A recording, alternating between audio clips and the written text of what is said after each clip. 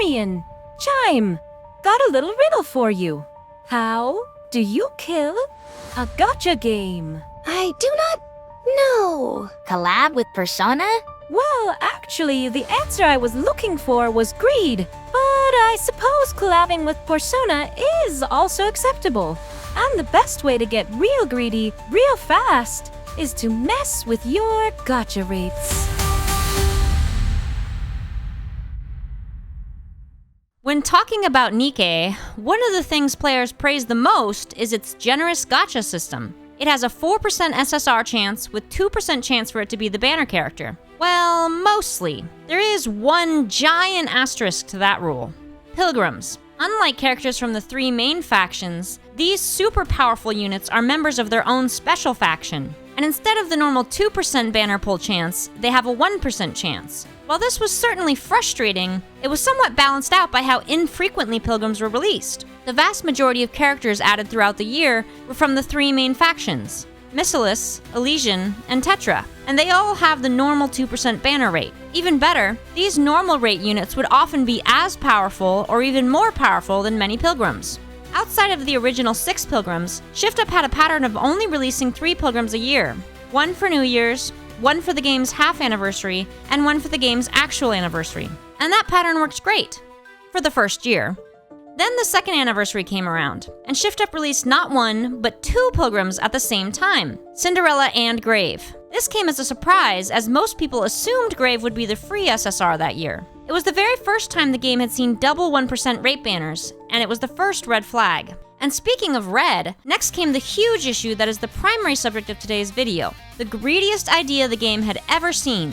Yes, even more than gacha skins. On January 1st, 2025, ShiftUp released another banner with a pilgrim rate for New Year's. But it wasn't a pilgrim. It was a new type of unit called OVER-SPEC. OVER-SPEC units are alternate, upgraded versions of characters from the main 3 factions.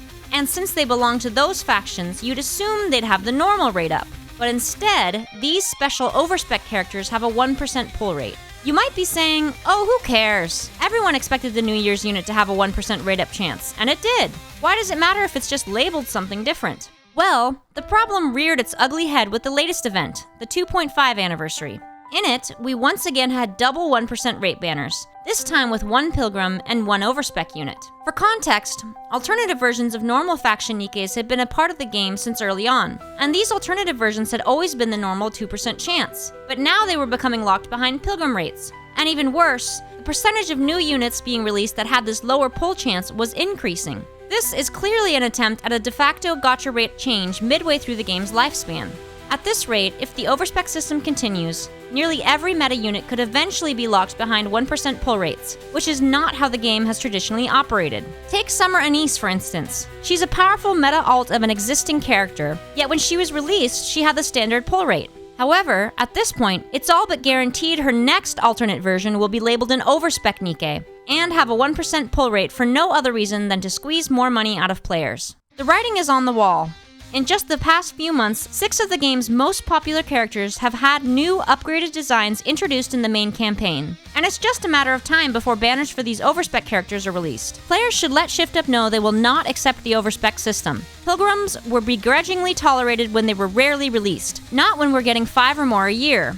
And locking alternative versions of players' favorite characters behind 1% banners is even more salt in the wound. Lastly, it could backfire. This is because Nikke makes a large amount of money off of its skins. While yes, some players will still buy skins in hopes of one day pulling the character, they're a hell of a lot more likely to buy that skin if they already have the character. Now I'm sure ShiftUp has run the numbers and believes in the short term this issue of selling fewer skins will be balanced out by an increase in sales of in-game currency for pulls. But in the long term, this will sully Nikke's reputation of being a generous gacha game. It will scare away many new players, and it will frustrate veterans. Put simply, we went from a game that had a generous 2% banner rate on nearly every character to a game that is putting out double banners of 1% rate characters. Powered up alts, which would normally be set to standard pull rates, are being relabeled as OVER-SPEC, as an excuse to increase player spending. And while I won't be getting into it in this video, there is a new rolling reward system that's just been introduced to pressure players to roll on pilgrim banners, instead of using the gold ticket pity system. Utilizing the pity system was traditionally viewed as the best way to circumvent low pilgrim banner rates, and is now also under attack. The OVER-SPEC system can remain a thing in the story's lore, along with the ability to use OVER-SPEC characters in the Pilgrim Tribe Tower, which is definitely a plus for newer players. However, moving forward, OVER-SPEC characters should return to their manufacturer's standard banner rate of 2%. Nikke has reached incredible heights because ShiftUp has always respected their fans.